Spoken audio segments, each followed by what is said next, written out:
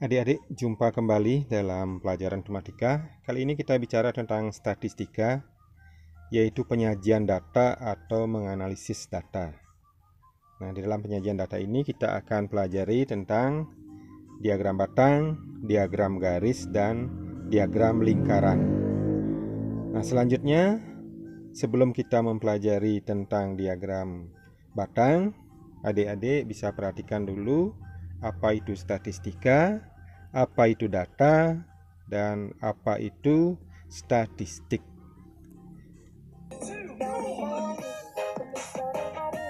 Jadi di layar dapat adik-adik lihat sendiri untuk pengetahuan awal tentang statistika. Baik adik-adik, kita pelajari pertama diagram batang, yaitu diagram yang bentuknya seperti balok atau persegi panjang. Sebagai contoh, kakak berikan ada diagram batang, laba usaha toko Sukamakmur 6 bulan yang baru lalu. Jadi keuntungan tertinggi atau laba tertinggi dicapai pada bulan September. Kemudian kalau jumlah laba selama 6 bulan, adik-adik bisa jumlahkan di sana. Hasilnya 26 juta rupiah. Selanjutnya kita bicarakan diagram garis. Kakak kasih di sini diagram garis yang merupakan gambaran dari hasil panen umbi porang 6 tahun terakhir dari kelompok tani makmur bersama. Nah, di sana adik-adik bisa lihat hasil panen itu meningkat tajam pada tahun berapa. Kalau lihat di grafik garisnya atau diagram garisnya, yaitu meningkat tajam tahun 2019. Nah, kalau ditanya berapa rata-rata hasil panen 6 tahun terakhir. Nah, adik-adik bisa jumlahkan di sana 5 tambah 10 tambah 20 tambah 15 tambah 30 tambah 25, yaitu 105 dibagi 6. Jadi rata-ratanya 17,5 ton. Setelah kita belajar diagram garis, kita lanjutkan dengan diagram lingkaran. Nah, adik-adik sudah belajar tentang lingkaran, di sana ada juring-juringnya. Jadi kalau diagram lingkaran seperti ini yang kita tampilkan di sini pertama adalah dalam persen. Jadi ada kesukaan siswa terhadap mata pelajaran dari 250 siswa.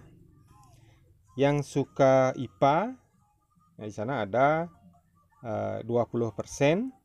Sehingga kita untuk menghitungnya 20 per 100 kali 250, yaitu dapatnya 50 siswa. Kemudian yang suka IPS itu adalah 60%, sama saja dengan 60 per 100 kali 250, didapatkan 150 siswa.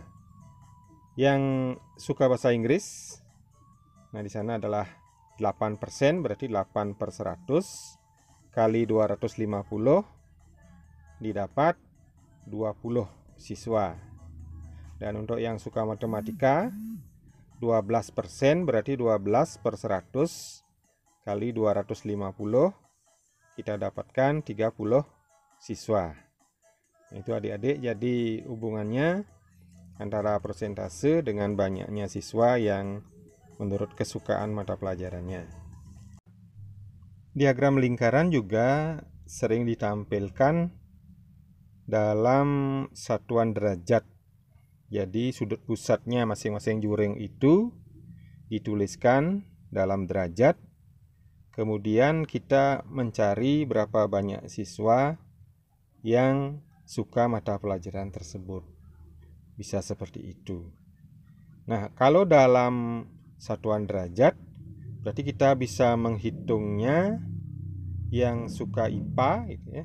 Yang suka IPA berarti bisa dihitung 50 per 250 kali 360 derajat. Berarti dia dapatnya adalah 72 derajat.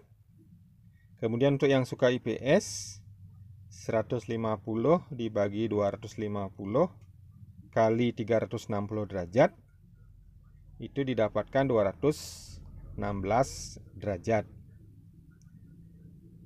Yang suka bahasa Inggris berarti penghitungannya adalah 20 dibagi 250 kali 360 derajat, dapatnya 28,8 derajat. Dan yang suka matematika itu berarti 30 dibagi 250 kali 360 derajat didapat 43,2 derajat. Nah, untuk menghitungnya ini juga bisa kita pakai dari prosentase tadi. Kalau pakai prosentase berarti menghitungnya adalah untuk yang suka IPA itu berarti 20/100 karena 20%. 20/100 kali 360 derajat juga dapatnya 72 derajat.